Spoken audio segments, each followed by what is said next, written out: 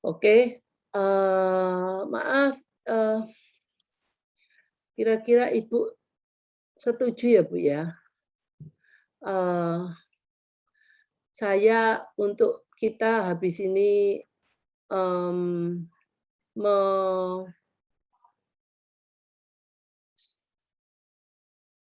oke, ini dari Bu Lisbeth itu boleh, Bu, mengirimkan satu-satu karena nanti saya supaya nggak sulit untuk melihatnya, mhm. Jadi inilah, Ibu tahu toh kesulitannya, eee, kesulitan saya untuk bisa mengetahui kondisi anak Ibu adalah berdasarkan apa yang Ibu kirim ke saya. Nah, tadi saya kasih contohnya dari Naufal itu saya sangat sulit untuk me mengetahui dengan jelas, dengan akurat sebenarnya anak Ibu itu yang seperti apa sih motoriknya, gitu loh. Yang seperti apa sih, makannya, minumnya, karena itu adalah basic daripada, keterampilan keterampilan oral yang kita inginkan untuk memproduksi suara, ya. Nah, oke.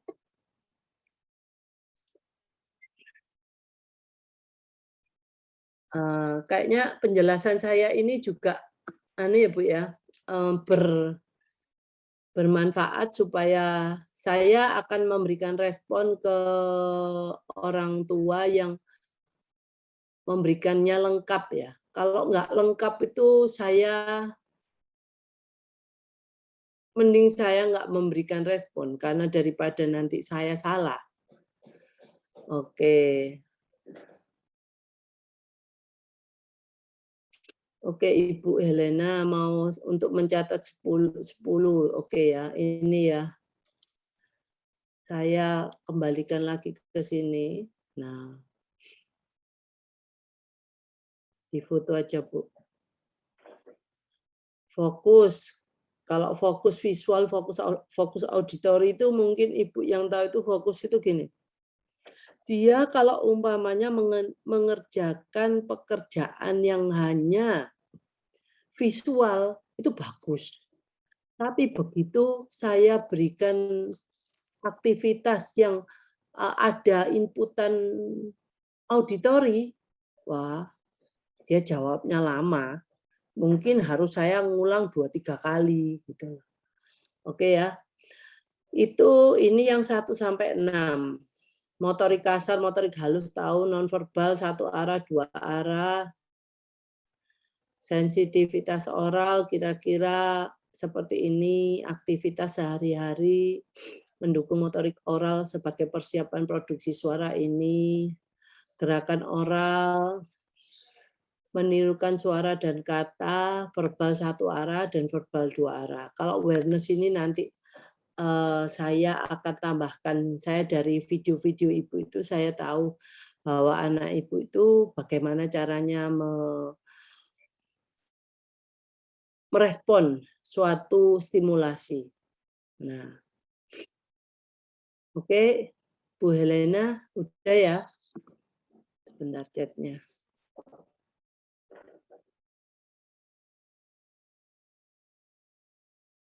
Kalau untuk Sensen ini, kalau di video agak susah anaknya. Kalau bisa videonya itu, nggak harus, "Ayo yuk Sensen, kita mau video ya." Ya kita video secara mungkin dari jarak jauh. Jadi dia nggak tahu, nggak harus dia harus tahu bahwa dia sedang di video, gitu. Dan, jadi paling sedikit ada 2 orang ya, 1 dengan anak. Nah, nanti yang satunya melakukan video dari kejauhan. Nantinya kan bisa di-zoom, di-zoom in untuk lebih jelasnya. Oke, saya untuk supaya Anda tidak mubazir, saya mau mengajarkan Anda. Oke, untuk Valeria juga gitu, Ibu jangan video pas kayak dia tahu dia mau di video gitu loh. Jadi dari jauh aja Ibu, dari jauh videonya agak di-zoom out, ya jadi kelihatan deket kan bisa kan. Nah, dideketin video ngelihatnya terus baru di video. Oke. Sekarang saya mau pindah ke PowerPoint saya. Bentar saya cari ya, Bu ya. Nah, saya mau mengatakan ini karena ini bisa jadi modal Anda pada waktu Anda di luar. Kalau anak Anda bisa menunggu walaupun itu 1-2 detik, itu bisa membuat kita tuh bisa berpikir, next apa yang harus saya lakukan. Jadi Anda masih punya waktu supaya anak kita mungkin nggak kelihatan aneh atau nggak marah-marah di depan umum. Oke. Saya mau membahas dampak dari kemampuan menunggu itu terhadap ATEK skala 4. Oke. Seperti Anda tahu, penilaiannya adalah tidak masalah, sedikit masalah, cukup masalah, dan sangat bermasalah dari 0 sampai 3. Dalam ATEK skala 4 ada 25 pertanyaan. Oke. Jadi kalau umpamanya skala 4 itu kalau dihitung, kalau skala 4-nya 0 itu paling bagus. Anak kita nggak punya problem di kesehatan umum dan perilaku. Yang kedua kalau 25 berarti itu anggap aja kalau 111 sedikit bermasalah. 50 cukup bermasalah, 75 sangat bermasalah. Nah, untuk kemampuan menunggu ini dampaknya kemana? Ke pertanyaan yang nomor 11, 12, 13, dan 20. Kalau anak kita sudah bisa menunggu, kebanyakan kalau anak-anak memukul atau melukai diri sendiri itu kalau dia pas lagi marah. Memukul atau melukai orang lain juga marah. Destruktif juga pasti marah, berteriak atau menjerit marah. Nah, marahnya mereka biasanya dia minta sesuatu nggak dikasih. Nah, oke, bentar. Nggak dikasih. Nah, setelah itu kalau nggak dikasih marahnya bisa keempat ini. Dia bisa banting-banting barang, bisa teriak-teriak, bisa memukul dirinya sendiri atau orang lain. Jadi kalau kita berhasil mengajarkan anak kita menunggu, skala 11, 12, 13, 14-nya itu mungkin pasti akan turun. Kalau ada anak-anak yang punya problem di 4 pertanyaan ini dari skala 4. Jadi di sini saya bilang kalau saya 4 pertanyaan itu kali 3 yang dari cukup kok bisa ke sini, sangat bermasalah sampai tidak masalah, maka skor ATEK kita akan berkurang 12 poin. Nah, tapi kalau dari sedikit masalah menjadi tidak masalah 4. Jadi paling sedikit Anda akan mengurangi skor ATEK Anda 4 poin. Untuk menjadi anak-anak itu punya behavior yang baik ya. Oke. Sekarang bagaimana latihan menunggu itu dilakukan? Pertama, kita lakukan pada anak yang meminta benda atau orang yang ada di sekitar kita. Jadi ini nggak bisa dilakukan untuk awal-awal ya. Nggak bisa kalau anaknya minta sesuatu yang seperti dia minta nasi goreng, padahal di rumah nggak ada nasi goreng. Nah, kalau itu jangan dilakukan. Kalau permintaannya adalah sesuatu yang memerlukan waktu atau memerlukan kita harus pergi kemana, itu tidak bisa, gitu ya. Jadi lakukanlah untuk kalau dia meminta benda-benda atau dia mau mencari papanya atau mencari mamanya atau mencari adiknya yang kita tahu ada di sekitar kita dan kita bisa memberikannya dalam waktu 1-3 detik. Ya. Jadi ini awal-awalnya. Saya ngomong sekarang ini awalnya. Untuk awalnya, jadi tiap kali dia ada mungkin, "Mama minta minum." Sebentar ya. Kalau anak minta minum kita suruh nunggu 1-3 detik kira-kira masih oke ya. Mungkin ibu bilang, "Tunggu, mama mau minum," atau "Tunggu, mama mau cuci tangan." Nah, itu kan Anda bisa membuat cuci tangan yang 1-3 detik itu adalah cuci tangan tanpa sabun. Mungkin coba cuci tangan sama air cepat-cepat, ya. Terus aktivitas yang bisa dilakukan itu harus sambil bisa memperhatikan anak. Jadi kita memberikan instruksi tunggu titik-titik ini, aktivitasnya itu harus kalau awal-awal ini karena latihan menunggu yang nomor 1 ini pasti awal, dilakukan sambil kita memperhatikan anak. Seperti kita minum atau cuci tangan, kita kan bisa sambil memperhatikan anak. Biasanya anak-anak itu walaupun 1-3 detik, dia nggak mau menunggu karena dia nggak terbiasa menunggu. Nah, pada waktu Anda memperhatikan anak, kalau Anda melihat bahwa anak ini sudah kelihatannya nggak sabar lagi, Anda bilang, "Tunggu, tunggu, tunggu cuci tangan, mama cuci tangan, tunggu." Anda bisa menekankan kembali kata tunggu itu.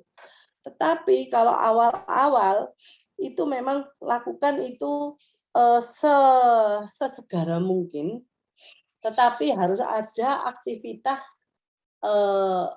yang mendahului sebelum Anda memberikan apa yang diminta dia, seperti minum. Minum itu bisa lah 1 detik.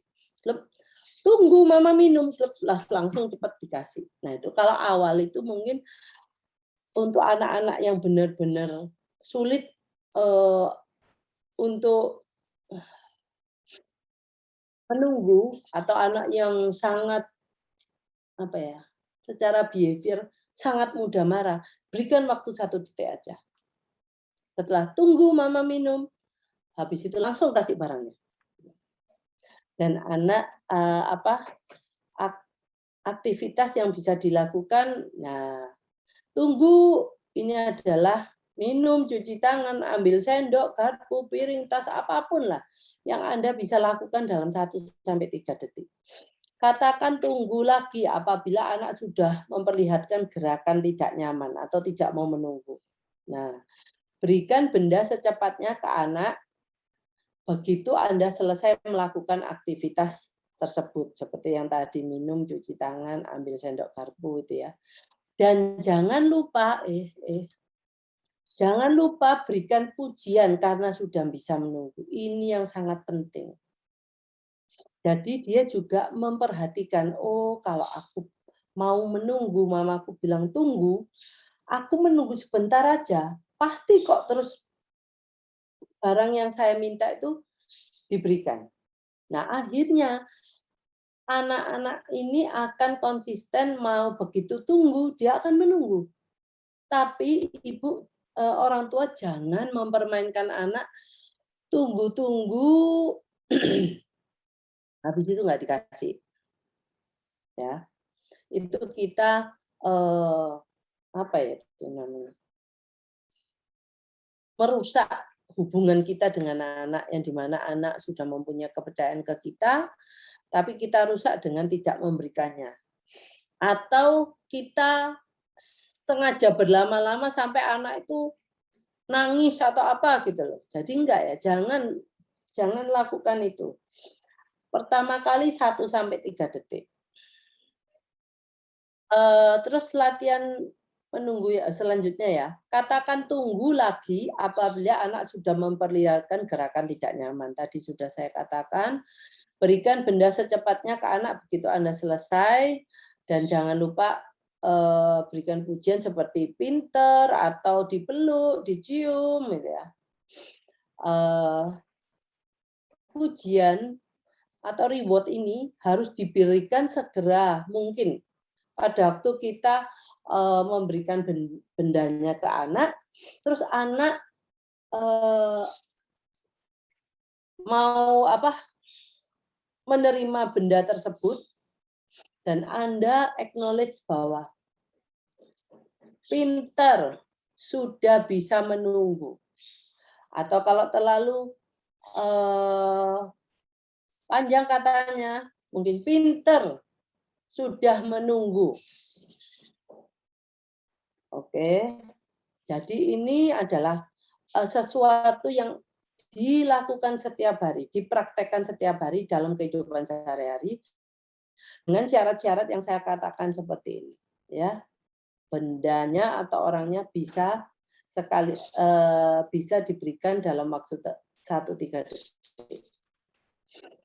Terus jangan lakukan pada anak yang mau pipis atau BAB. Ya, anak minta pipis terus Anda ngomong tunggu. Ya, itu enggak fair.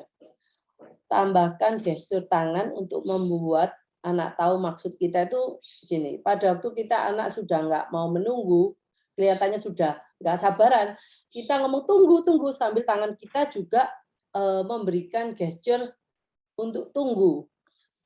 Sebentar.